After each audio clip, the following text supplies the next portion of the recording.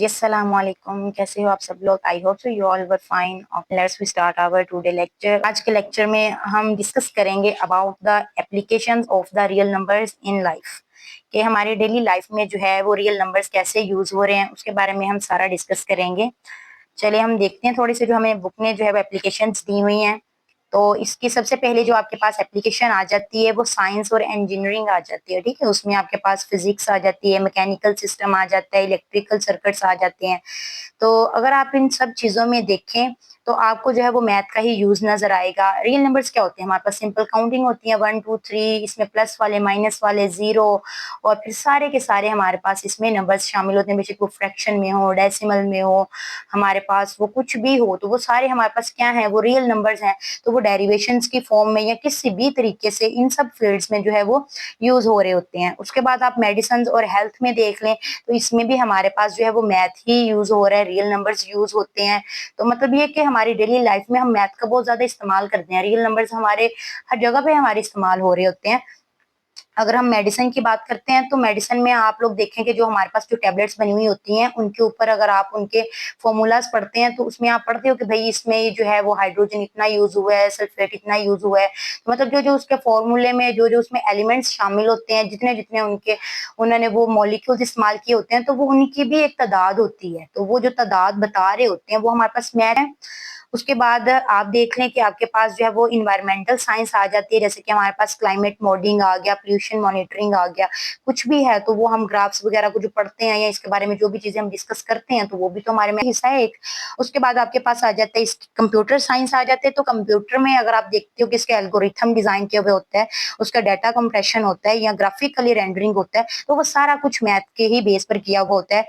तो कंप्रेशन की अगर बात करते हैं तो आप कहीं भी अगर अपनी पिक्चर या कोई भी अपने डॉक्यूमेंट जो अपलोड करने लगते हैं तो उधर लिखा हुआ आ जाता है कि ये इतने जीबी का होना चाहिए या इसकी जो है वो लेंथ और विड्थ ये होनी चाहिए किसी भी पिक्चर वगैरह की। बाद एल्गोरिथम वगैरह भी जो बनते हैं तो उसमें भी वो सारे डिजिट्स जो है हमारे पास डिफरेंट डिजिट्स को यूज करके उन्होंने जो है वो एल्गोरिथम उसका फुल रेडी किया हुआ होता है। ठीक है, अब देख लेते हैं हमारे पास जो है इसमें एक टॉपिक ये भी शामिल है कि टेम्परेचर कन्वर्जन का आ जाता है। टेम्परेचर भी हम देखते हैं कि हमारा डेली रूटीन में जो है वो हम टेम्परेचर को मेजर कर रहे होते हैं। जैसा कि अभी आजकल मौसम जो बहुत गर्म चल रहा है तो हमें ये होता है कि फौरन से हम गूगल पे सर्च करके देखें कि भाई आज का जो है वो कितना टेम्परेचर चल रहा है, तो उसमें हमें फौरन से वो बता देते हैं कि हम ज्यादातर देख रहे होते हैं वो सेल्सियस में देख रहे होते हैं, हम डिग्री में देख रहे होते हैं कि आज का टेम्परेचर इतना चल रहा है। ठीक है, तो इसी तरह जो है वो टेम्परेचर को जो है वो 3 मेन स्केल्स में जो है वो मेजर किया जा सकता है टेम्परेचर को। ठीक है, एक हमारे पास उसका स्केल होता है केल्विन स्केल, दूसरा होता है सेल्सियस स्केल और तीसरा होता है हमारे पास फ़ारेनहाइट स्केल।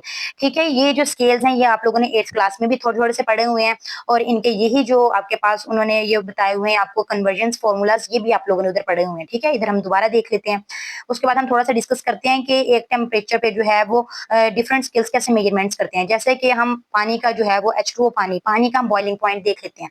अगर तो हम उसको केल्विन स्केल में देखते हैं तो वो कितना होता है हमारे पास 373.15। इतना अगर हमारे पास केल्विन स्केल में टेम्परेचर होगा तो हमारा पानी जो है वो उबलना शुरू हो जाएगा। सेल्सियस में देखते हैं, अगर सेल्सियस में 100 डिग्री आपके पास आ गया तो आपके पास जो है वो पानी जो है वो बॉयल होना स्टार्ट हो जाएगा। अगर फ़ारेनहाइट में देखेंगे तो 212 होगा अगर आपके पास टेम्परेचर, तो वो बॉयल होना शुरू हो जाएगा। ठीक है, इसी तरह हमारी बॉडी का टेम्परेचर है, बॉडी का हमारा टेम्परेचर जो है वो केल्विन में 310.15 है, और सेल्सियस में वो 37 है, और फ़ारेनहाइट में 96.6 होता है। फ्रीजिंग पॉइंट जो है वो हमारे पास पानी का 273.15 है, और सेल्सियस में 0 होता है, 0 डिग्री होता है तो वो फ्रीजिंग स्टार्ट हो जाती है।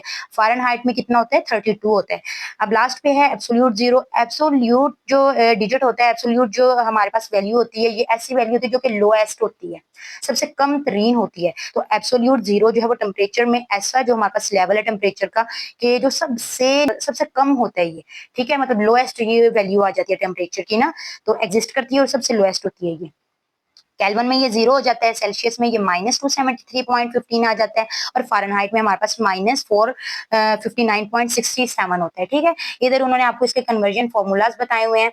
अगर आपके पास जो है वो केल्विन में आप चाह रहे हैं टेम्परेचर को कन्वर्ट करना, तो आपको डिग्री में जो टेम्परेचर है, सेल्सियस में जो टेम्परेचर है वो आपको गिवन होगा। तो आप क्या करोगे, वो सेल्सियस वाला टेम्परेचर ऐड करोगे और प्लस उसमें 273 ऐड करोगे, तो वो आपके पास टेम्परेचर किस में शो हो जाएगा, वो केल्विन में शो हो जाएगा। अगर आप चाह रहे हैं कि आपके पास जो फ़ारेनहाइट वाला टेम्परेचर है वो आपके पास सेल्सियस में शो हो, तो आप क्या करेंगे कि आप इस पे 5 से जो है वो इसको मल्टीप्लाई करोगे F-32 को, और फिर उसको आप जो है वो 9 से डिवाइड कर दोगे, तो वही जो फ़ारेनहाइट है आपके पास वो आपको सेल्सियस में शो होना शुरू हो जाएगा। उसके बाद अगर आप चाह रहे हैं कि आपके पास जो है वो ये सेल्सियस वाला जो टेम्परेचर है वो फ़ारेनहाइट में आपको शो हो, तो आप क्या करोगे कि आप 9/5 से जो है वो आप उसको डिवाइड करोगे, देन आप उसमें 32 जो है वो ऐड कर दोगे, तो वही जो है आपके पास सेल्सियस वाला टेम्परेचर आपको फ़ारेनहाइट में शो होना शुरू हो जाएगा। चलें इसके साथ ही हम अपनी एक्सरसाइज में यूज़ होने वाले जो है मेन फ़ॉर्मूलाज़ भी देख लेते हैं। हमारे पास जो है ये कन्वर्जन तो हम पढ़ चुके हैं कि केल्विन वाली जो है वो कन्वर्जन कैसे होनी है, सेल्सियस वाली और उसके बाद फ़ारेनहाइट वाली, ठीक है? उसके साथ ही हम देख लेते हैं हमारे पास इसमें क्वेश्चंस कुछ रिलेटेड आएँगे, प्रॉफ़िट और लॉस के रिलेटेड भी आएँगे। प्रॉफ़िट को अगर सिंपल अल्फ़ाज़ में देखा जाए तो प्रॉफ़िट क्या होता है? तो ये नफ़ा होता है, फ़ायदा होता है कि किस चीज़ में फ़ायदा हो रहा है, ठीक है? तो फ़ायदा जो है वो हम अपनी बातों में भी देख लेते हैं कि किस चीज़ में, किस बात में हमारा फ़ायदा है, ठीक है? तो हम वही काम करते हैं जिसमें हमारा फ़ायदा हो, ठीक है? और उसके अलावा अगर हम देखते हैं कि अगर आप कोई खरीदारी कर रहे हैं, ठीक है? कुछ सेलिंग परचेज़िंग कर रहे हैं, तो उसमें भी आप देखेंगे कि आपका जो है वो किस चीज़ में जो है वो प्रॉफ़िट आ रहा है। इसको आप कैसे मेज़र करते हो कि आपने देखना है कि आपने कोई भी जो चीज़ जो है उसकी जो कॉस्ट प्राइस है, जितने में आपने उसको खरीदा है, वो प्राइस कम हो और जो आपकी सेलिंग प्राइस है, जितने में आप बेचो वो ज़्यादा हो। अगर तो आपकी सेलिंग प्राइस जो है आपकी अगर वो ज़्यादा है, तो इट्स मीन कि आपको प्रॉफ़िट हो रहा है, ठीक है? प्रॉफ़िट परसेंटेज आपके पास इक्वल होगा प्रॉफ़िट ओवर कॉस्ट प्राइस और मल्टीप्लाई बाय 100 इंटू परसेंट, ठीक है? तो ये आपके पास प्रॉफ़िट परसेंटेज का फ़ॉर्मूला आ गया है। उसके बाद लॉस, अगर आप लॉस को देखो तो लॉस हमारे पास क्या होता है? नुकसान होता है, ठीक है? आम अल्फ़ाज़ में अगर हम इसको देखते हैं तो इसमें नुकसान होता है, हमारा घाटा होता है, ठीक है? तो वो किसी भी चीज़ में हो सकता है, जैसे कि आप कुछ सेलिंग परचेज़िंग कर रहे हैं, तो उसमें आपको लॉस कैसे होगा कि आपने अगर कोई बहुत महँगी चीज़ खरीद ली है, लेकिन अब उसकी वो जो सेलिंग प्राइस है वो बहुत कम हो रही है, ठीक है? वो ज़्यादा महँगी अब नहीं सेल हो रही, अब उसका रेट डाउन हो गया है, तो उसमें आपको क्या हो जाएगा, वो लॉस हो जाएगा। लॉस परसेंटेज का फ़ॉर्मूला आपके पास आ जाता है, तो वो आपके पास इक्वल होता है कि loss over cost price multiply by 100 into percent, ठीक है? प्रॉफिट और लॉस के बारे में पढ़ लिया। अच्छा, प्रॉफिट और लॉस हम सिर्फ़ ये चीज़ों में नहीं देखते कि हम ये परचेज़िंग में, सेलिंग में देखते हैं, बल्कि ये हम अपनी आम ज़िंदगी में भी इस चीज़ों को बड़ा हम काउंट में लेते हैं। हम काम भी वही करते हैं और हम बातें भी वही करते हैं जिसमें हमारा फ़ायदा हो। उस चीज़ की तो तरफ हम जाते ही नहीं है जिसमें हमारा नुकसान हो। बेशक अगले का क्यों ना नुकसान हो जाए, लेकिन ये चीज़ गलत होती है। हमें हमेशा वो चीज़ करनी चाहिए जिसमें हमारा भी फ़ायदा हो और दूसरों का भी फ़ायदा हो। ठीक है? उसके बाद हमारे पास जो है वो रेट आ जाता है। तो रेट हमारे पास इक्वल है कि amount of profit multiply by 100 over time और मल्टीप्लाई बाय प्रिंसिपल, ठीक है? अमाउंट ऑफ प्रॉफिट, इसको भी आप जानते हैं कि प्रॉफिट कितना हो गया आपको, ठीक है? और मल्टीप्लाई बाय 100 ओवर टाइम, मतलब कितने टाइम में आप उस पे कितना टाइम इन्वेस्ट किया है, तो ये टाइम हो गया। और उसके बाद अगर आप प्रिंसिपल को देखते हैं तो प्रिंसिपल जो है वो होता है कि द ओरिजिनल अमाउंट बोरोड और invested before any interest is applied. मतलब ये कि आप जो है इस ओरिजिनल अमाउंट कितनी है, ठीक है? जो आप उस पे इन्वेस्ट कर रहे हो बगैर किसी भी इंटरेस्ट अप्लाई किए हुए। इन सिंपल वर्ड्स जो आपके पास प्रिंसिपल होता है, वो आपके पास जो है वो ओरिजिनल अमाउंट होती है जो कि आप इन्वेस्ट करते हैं। उसके बाद है आप लोगों के पास compound markup. Compound markup is equal to होगा आपके पास principal into 1 plus R into T minus principal P, ठीक है? जो टी है वो उसको पावर में शो कर दिया हुआ है, तो ये आपके पास कंपाउंड मार्कअप है। इससे रिलेटेड आप एक्सरसाइज में एक क्वेश्चन है वो भी हम करेंगे। इसके साथ ही जो है वो एक और देख लेते हैं फॉर्मूला जिससे आप ऑलरेडी वाकिफ हैं, आप लोगों ने ये किया हुआ है प्रीवियस क्लास में भी आप लोगों ने किया और प्रीवियस एक्सरसाइजेस में भी आपने ये यूज किया हुआ है। पाइथागोरस थ्योरम है आपके पास, वो क्या होता है आप लोगों के पास के hypotenuse square is equal to base square plus perpendicular square, ठीक है? इसमें जो है ये आपके पास एक कोई भी ट्राइंगल शेप होती है, ये जो आपके पास इधर ये 90 का जहाँ एंगल बन रहा होता है, ये आपके पास बेस होती है, ये आपके पास जो है उसका परपेंडिकुलर होता है और ये जो है ये आपके पास हाइपोटेनस होता है, ठीक है? चलिए अब हम स्टार्ट करते हैं अपनी exercise. Okay, let's we start our exercise and the exercise is 1.3 and its question is the question number 1 and the statement is the sum of three consecutive integers is 42. Find the three integers. अच्छा, इस वाली exercise में आपके पास सारे question जो है वो statements वाले होंगे, उनको हमने इन प्रॉब्लम्स को हमने सोल्व करना है। तो इसमें वो क्या कह रहा है कि दी सम ऑफ, सम होता है कि प्लस करना, किसी चीजों कुछ चीजों को इकट्ठा करना, उनका मजमुआ होना, ठीक है। ऑफ थ्री कंसेक्टिव, कंसेक्टिव होता है कि एक के बाद एक के बाद एक, ठीक है। कंसेक्टिव होता है ये, जैसे कि 1 के बाद क्या आएगा 2, 2 के बाद क्या आएगा 3, 3 के बाद क्या आएगा 4, तो ये कंसेक्टिव नंबर्स होते हैं, ठीक है। तो उन्होंने कहा है कि 3 कंसेक्टिव इंटीजर्स होंगे, उनका जो सम होगा वो आप लोगों के पास 42 होगा, वो 42 होगा। अब आपने फाइंड करने हैं वो 3 इंटीजर्स के, वो 3 नंबर्स होंगे कौन से जिनको आप ऐड करोगे और उनका आंसर आपके पास 42 आना चाहिए। चलिए अब हम देखते हैं इसको। हमने सपोज कर लिया कि हमारे पास जो फर्स्ट रियल नंबर है वो क्या है, एक्स। सपोज किया है ना, तो वो एक्स हमने सपोज कर लिया, ठीक है। तो सेकंड रियल नंबर क्या होगा, उसमें हम क्या करेंगे, हम एक अदद उसको बढ़ा देंगे। एक्स में हमने क्या किया, +1 कर दिया, ठीक है। तो वो x+1 आपके पास सेकंड रियल नंबर आ गया। थर्ड रियल नंबर क्या होगा कि वो इससे भी एक अदद बढ़ जाएगा, ठीक है। वो अब उसमें 1 में आप एक और ऐड करोगे तो वो कितना हो जाएगा आपके पास, 2 हो जाएगा। तो अब आपके पास 3 नंबर्स आ गए हैं। First is the x and the second is the x+1 and the third is the x+2। अब हमें जो कंडीशन गिवन थी उसके अकॉर्डिंग जो है उन्होंने क्या कहा है कि आपने इन सबको, इन कंसेक्टिव नंबर्स को सम करना है, प्लस करना है, और वो किसके इक्वल आपके पास आ जाएंगे, 42 के इक्वल, ठीक है। हमने कहा कि चलिए हम अपने नंबर्स लेते हैं, हम लोगों ने अपने नंबर्स निकाले। अब जैसे उन्होंने कहा है हम उसके अकॉर्डिंग हम इनको प्लस करते हैं और प्लस करके देखते हैं कि हाँ ये 42 के इक्वल है। अब हमने क्या किया कि हमने अपना फर्स्ट नंबर लिखा x, और सेकंड नंबर हमारे पास क्या था, x+1, और थर्ड नंबर हमारे पास क्या है इसका, x+2, ठीक है। इन तीनों नंबर्स को हमने क्या किया, ऐड किया, और जैसे उन्होंने हमें कहा था वैसे ही हमने इसको इक्वल रख दिया 42 के, 42 के इक्वल रख दिया। अब हम इसको सोल्व करना स्टार्ट करते हैं। अब यहाँ हम क्या करते हैं कि हम अपनी ये x वाली वैल्यूज को प्लस कर लेते हैं, ठीक है। जो हमारे पास x वाली वैल्यूज हैं उनको अलग से प्लस कर लेते हैं, जो हमारे पास सिंपल वैसे रियल नंबर्स हैं उनको हम वैसे प्लस कर लेते हैं, ठीक है। तो plus plus x plus x plus x, तो तीनों के जो साइन है वो भी प्लस हैं और तीनों हैं भी एक एक ही एक्स। तो तीनों एक्स को जब हमने प्लस किया तो हमारे पास क्या आ गया, 3x आ गया। उसमें हमने प्लस किया है 1 और 2 को हमने प्लस किया है तो हमारे पास आ गया 3, हमारे पास को 42 के इक्वल है, ठीक है।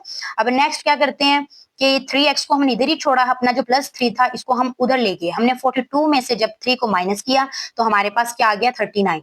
तो अब क्या करेंगे कि हम, अब आपके पास आ गया 3x = 39। अब x को हम इधर ही छोड़ेंगे और 3 को उधर ले जाके डिवाइड कर देंगे। 3 जब 39 के साथ डिवाइड हुआ तो आपके पास आंसर कितना आ गया, 13 आ गया, ठीक है। अब आपके पास जो है वो फर्स्ट रियल नंबर क्या था, x था। क्या था हमारे पास फर्स्ट रियल नंबर, ये देखिए first real number is x। तो अब हमारे पास x की वैल्यू क्या आ गई है, 13। तो हमने क्या किया कि हमने x की जगह क्या लिख दिया है, 13। अब सेकंड रियल नंबर हमारे पास क्या था, x+1। अब वो हमारे पास हमने x की वैल्यू क्या पुट की है, 13। तो वो क्या हो गया, 13 + 1 = 14। तो जो थर्ड रियल नंबर है हमारे पास वो था हमारे पास x+2। हमने 13 को जब 2 में प्लस किया है तो हमारे पास क्या आंसर आ गया, 15 आ गया। क्वेश्चन नंबर 2 की हम स्टेटमेंट पढ़ लेते हैं। उन्होंने कहा है कि the diagram shows right angle ABC in which the length of AC is √3 plus √5 centimeter. The area of the ABC is 1 plus √15 centimeter square. Find the length AB in the form A √3 plus B √5 centimeter where A and B are integers. ठीक है। अब उन्होंने क्या कहा है कि आपको एक डायग्राम इधर हमने शो करवाई है, उसमें आप लोग देखें तो आपको जो है उसकी एक साइड हमने दे दी है, AC साइड दी है उन्होंने, और AC की वैल्यू क्या दी है आपको, √3 + √5 सेंटीमीटर साइड है हमारे पास। तो जो लेंथ होती है वो हम मीटर में मेजर करते हैं, तो ये उन्होंने उसका स्मॉल यूनिट लिया है इसमें, तो वो क्या लिया उन्होंने, सेंटीमीटर लिया, ठीक है। उसके बाद उन्होंने आपको ये भी बता दिया कि ये जो आपके पास पूरी राइट एंगल्ड है, ये ट्राइंगल जो है आपके पास, इसका एरिया उन्होंने हमें दे दिया, ठीक है। उन्होंने कहा है कि इसका जो एरिया है ना आपके पास, वो आपके पास है 1 + √15 सेंटीमीटर स्क्वायर, ठीक है। यहाँ पर सेंटीमीटर था बिकॉज इट्स अ लेंथ, ठीक है, एक साइड की ये लेंथ थी, और यहाँ पर आपके पास सेंटीमीटर स्क्वायर है क्योंकि ये एरिया है, ठीक है। अभी हम एरिया का फॉर्मूला देखेंगे तो आपको समझ आ जाएगी कि इधर सेंटीमीटर स्क्वायर क्यों लिखा है। ये हो गया हमारे पास। अब उन्होंने आपसे क्या कहा है कि आपने ए बी जो साइड है ना, आप इसकी लेंथ हमें फाइंड आउट करके बताएं, ठीक है। अब हम थोड़ा सा इसका फॉर्मूला देख लेते हैं। तो जी हमारे पास जो है वो ट्राइंगल का फॉर्मूला है, ट्राइंगल के एरिया का फॉर्मूला है, area is equal to 1/2 base multiply by its height. ये हमारे पास इसकी बेस होती है और ये हमारे पास इसकी हाइट होती है, और इन दोनों के मल्टीपल का हमने हाफ लेना है, ठीक है। तो ये हमारे पास इसका एरिया आ जाएगा। अच्छा, ये मैंने लिखा हुआ है कि मैंने बताया था आपको जो एरिया है उसका यूनिट हमने पढ़ा था कोई सेंटीमीटर स्क्वायर, ठीक है, मतलब स्क्वायर में था हमारे पास। तो मैंने कहा था कि मैं आपको इधर आके नेक्स्ट बताऊंगी कि ये स्क्वायर क्यों है और जो है वो लेंथ है वो मीटर क्यों ली है। क्योंकि ये देखिए बेस आपके पास आप मेजर कर रहे हो, लेंथ है ना ये, तो ये मीटर में मेजर कर रहे हो आप। तो इसी तरह हाइट है तो वो भी आपके पास एक लेंथ है, उसको भी आप मीटर में मेजर कर रहे हो, ठीक है। तो ये आपके पास दोनों मीटर जो है वो आपस में क्या हो रहे हैं, मल्टीप्लाई हो रहे हैं। तो इनकी जो पावर्स है, इसकी भी 1 है, इसकी भी 1 है, तो वो मीटर दोनों की जब प्लस हुई तो वो 2 हो गया। तो हमारे पास क्या आ गया, मीटर की स्क्वायर। तो ये भी हमारे पास मीटर स्क्वायर, इसीलिए हमारे पास एरिया जो है वो मीटर स्क्वायर होता है। चलिए अब हम स्टार्ट करते हैं इसका सोल्यूशन। सोल्यूशन में जो है हमारे पास इसकी बेस गिवन है, एसी इसकी मेजर एंगल एसी जो है वो इसकी बेस है, जो कि हमें गिवन √3 प्लस √5, और हमें जो है वो area of the right triangle ABC वो भी गिवन था 1 प्लस √5 सेंटीमीटर स्क्वायर था, ठीक है। तो अब हमने क्या फाइंड आउट करना है, हमने इसकी हाइट फाइंड आउट करनी है, और हाइट हमारे पास क्या था, measure angle A B. Area of the triangle है आपके पास 1/2 measure angle AC multiply by measure angle AB। ये आपके पास इसकी क्या है, बेस है, और ये आपके पास इसकी हाइट है।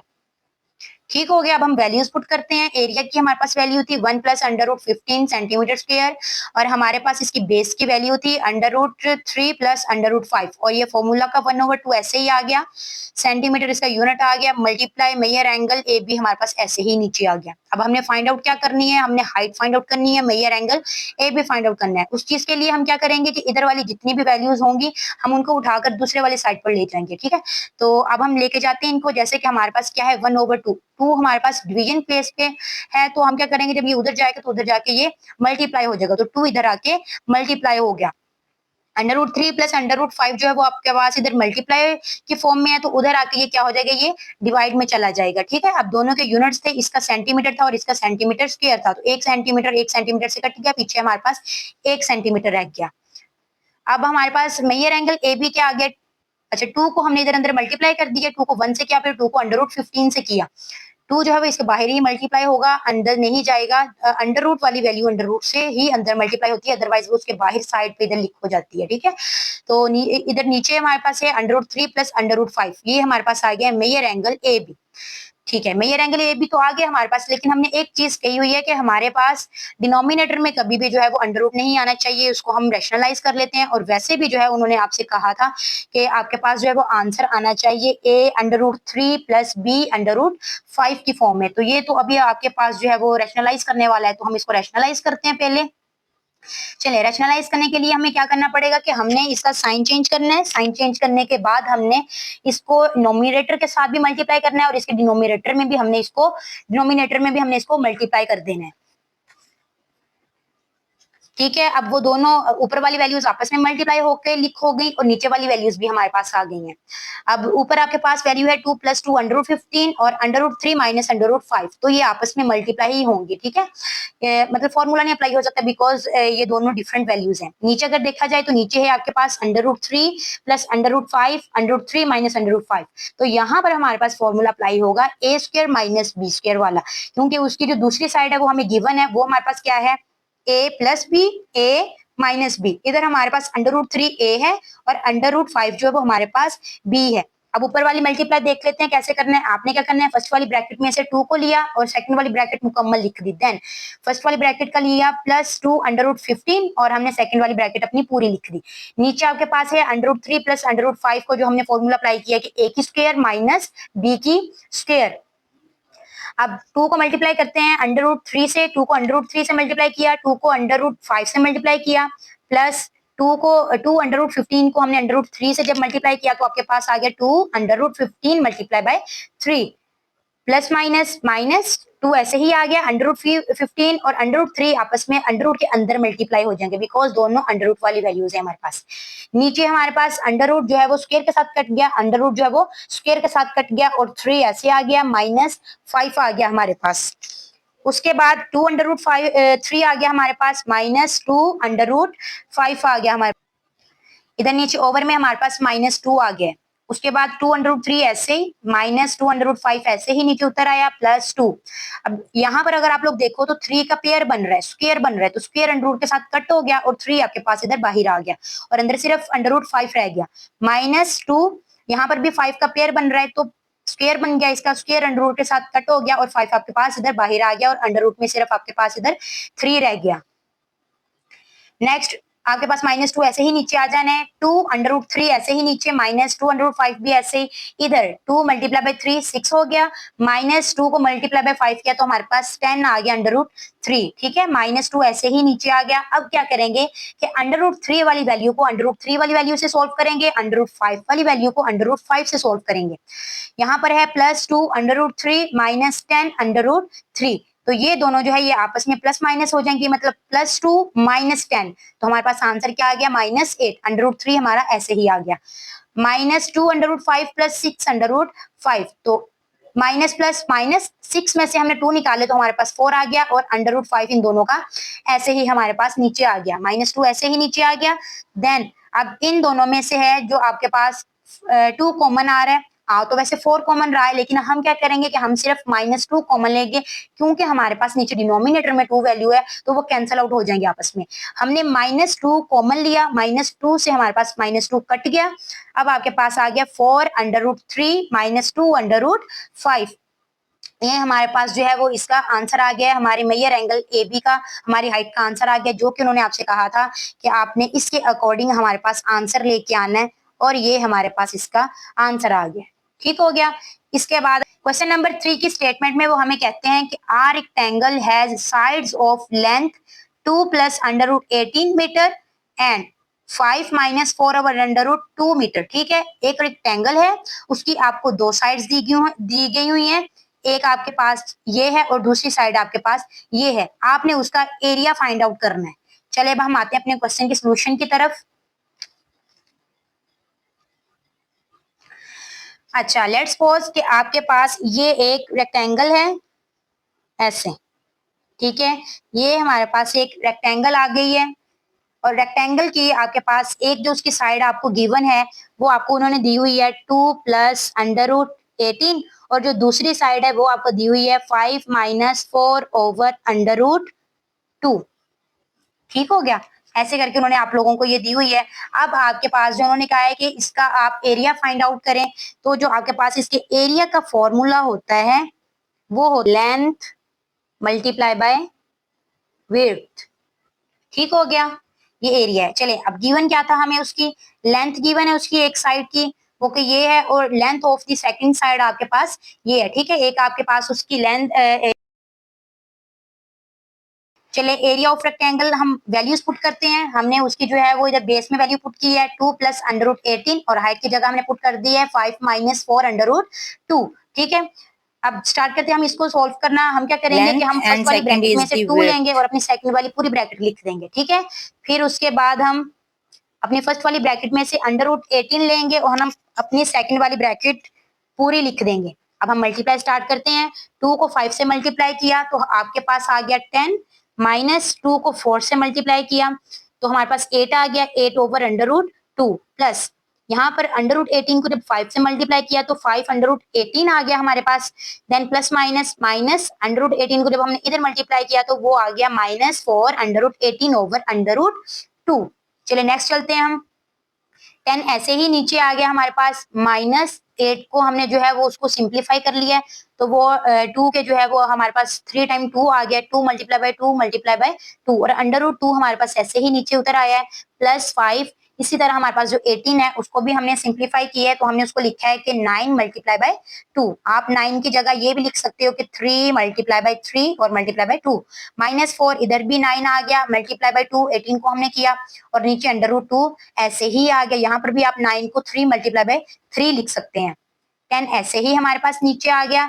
अब इधर से क्या किया है कि हमने ये वाले जो 2 थे ना दोनों, हमने इनको मल्टीप्लाई करके 4 लिख दिया है और ये जो 2 था ना हमारे पास, ये जो 2 था इसकी जगह हमने लिखा है √2 अच्छा भाई, अब आप कहेंगे कि भाई ये 2 था और 2 √2 कैसे बन गया। इधर मैं आपको थोड़ा सा ये समझाती हूँ।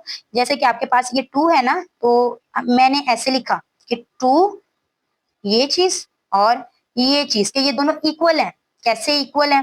2 इसकी पावर कितनी है? 1/2। 2 इसकी पावर कितनी है? 1/2। बेस सेम है तो इनकी पावर्स क्या हो जाएंगी आपके पास? ऐड हो जाएंगी। तो ऐड होने के बाद ये क्या बन जाएगा? 1 + 1, जो कि आपके पास क्या आ जाएगा? 2/2। तो 2 से आपने 2 कट कर दिया तो आपके पास क्या आ गया? 2 आ गया। तो बन गया ना ये वही 2। ये देखें, ये बिल्कुल यही 2 बन गया। तो जरूरत पड़ने पर हम 2 को ऐसे भी लिख सकते हैं √2 और √2। सो हमें इसकी जरूरत पड़ी कि हमने इसके डिनोमिनेटर में जो 2 था ना, हमने वो खत्म करना था, इसलिए हमने जो है वो इसको इस फॉर्म में राइट किया। तो ये √2 से कट गया, +5, ये जो हमारे पास 9 है, इसको हमने ये मतलब ये स्क्वायर बन रहा है ना 3 का, तो ये बाहर आ गया, √2 रह गया, -4, इधर भी ऐसे 9 जो था वो स्क्वायर बन रहा था 3 का, तो वो √ से कट हो गया, 3 बाहर आ गया और अंदर क्या, इधर क्या रह गया हमारे पास? √2। यहाँ भी अगर आप लोग देखो तो ये √2 से कट गया। नेक्स्ट आपके पास 10 ऐसे ही नीचे आ गया, -4 ऐसे ही नीचे आ गया और एक √2 भी ऐसे ही आ गया, प्लस 5 3 15 √2 -4 3 12। अब आपके पास जो है ये अंडर वाली दो वैल्यूज हैं और ये आपके पास दो सिंपल वाली वैल्यूज हैं। सिंपल वाली को सिंपल वाली के साथ प्लस माइनस करना है और √2 वाली को √2 वाली के साथ करना है।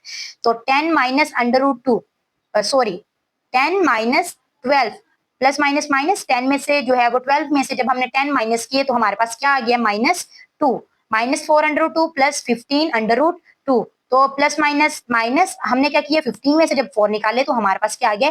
11 √2 आ गया। तो एरिया ऑफ द रेक्टेंगल हमारे पास आ गया -2 + 11 √2 और इसके साथ ही हमारे पास इसका यूनिट क्या आ गया? सेंटीमीटर स्क्वायर इसका यूनिट आ गया। चलिए अब हम अपना क्वेश्चन नंबर 4 देख लेते हैं। क्वेश्चन नंबर 4 है कि find 2 numbers whose sum is 68। उन्होंने कहा कि दो नंबर्स फाइंड आउट करें जिनका सम, जिनका प्लस जो है ऐड करें उनको तो 68 आता है। अगर उन्हीं दो नंबर्स को अगर हम माइनस करते हैं तो हमारे पास 22 आता है। चलिए अब हम देखते हैं इसका सोल्यूशन।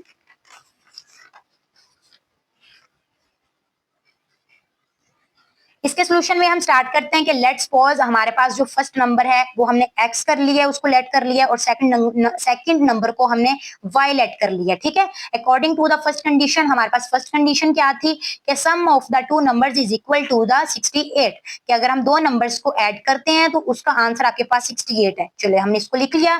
अब नेक्स्ट हमारे पास दूसरी कंडीशन क्या थी? दूसरी कंडीशन थी कि अगर आप दो नंबर्स को माइनस करते हो तो उसका आंसर आपके पास 22 आएगा। तो हमने क्या किया? हमने दोनों नंबर्स को आपस में माइनस कर दिया, x माइनस वाई लिखा है तो हमने क्या कर दिया? उसको 22 के इक्वल लिख दिया। अब हम क्या करते हैं कि इसको सॉल्व करना है, हमने दोनों नंबर्स फाइंड आउट करने हैं, हमने x और y फाइंड आउट करना है। तो उस चीज के लिए हम अपने जो इक्वेशंस हैं इन दोनों इक्वेशंस को यूज करेंगे। हम इन दोनों इक्वेशंस को ऐड करते हैं, add equation 1 and equation number 2। इसको हमने इक्वेशन 1 बोल दिया और इसको हमने इक्वेशन नंबर 2 बोल दिया। अब हम इसको ऐड करते हैं, x + y is equal to 68 और नीचे हमने इसके लिखा है x - y is equal to 22। यहाँ पर अगर आप लोग देखो तो आपके पास है प्लस प्लस प्लस, तो ये आपके पास कितना आ गया? 2x, प्लस माइनस माइनस, तो ये दोनों जो है आपस में कट गए। उसके बाद ये भी प्लस ये भी प्लस, 68 में जब 22 प्लस करेंगे, 8 और 2 प्लस किया 0, 1 कैरी, 6 और 1 7, 6 और 1 आपके पास 7 हो गया, 7 में 2 ऐड किए तो हमारे पास 9 आ गया। तो हमारे पास इधर 90 आंसर आ गया। हमें निकालना है x, तो x को इधर ही छोड़ा, 2 को इधर लाके डिवाइड किया। जब हमने जो है 90 को 2 से डिवाइड किया तो हमारे पास उसका आंसर आ गया है 45। चलो भाई एक नंबर तो आया ना हमारे पास। अब इस नंबर को यूज करके हम इसका सेकंड नंबर भी निकालते हैं। आपने क्या करना है कि x इज इक्वल टू 45 आपने इक्वेशन नंबर 1 में पुट कर लेना है। बेशक आप इसको इक्वेशन नंबर 2 में भी पुट कर लो या 1 में कर लो, तो आपका आंसर जो है वो सेम ही आएगा। मैंने फर्स्ट इक्वेशन चूज की है, उसमें मैं x की जगह 45 पुट करूंगी। फर्स्ट इक्वेशन मेरे पास क्या है? x + y is equal to 68, x की जगह मैंने लिखा 45 + y इज इक्वल टू 68। तो अब इधर 45 जो इधर प्लस हो रहा है, दूसरी साइड पे जाके क्या हो जाएगा? माइनस हो जाएगा। 68 में से जब हम 45 निकालेंगे तो हमारे पास क्या आ जाएगा? 23 आ जाएगा। तो चलो भाई हमारे पास सेकंड नंबर भी फाइंड आउट हो गया है। हमने जो है वो क्वेश्चन पूरा कर दिया कि उन्होंने हमें कहा था कि दो नंबर्स आपने फाइंड आउट करने हैं और हमने दोनों नंबर्स जो है वो फाइंड आउट करनी है।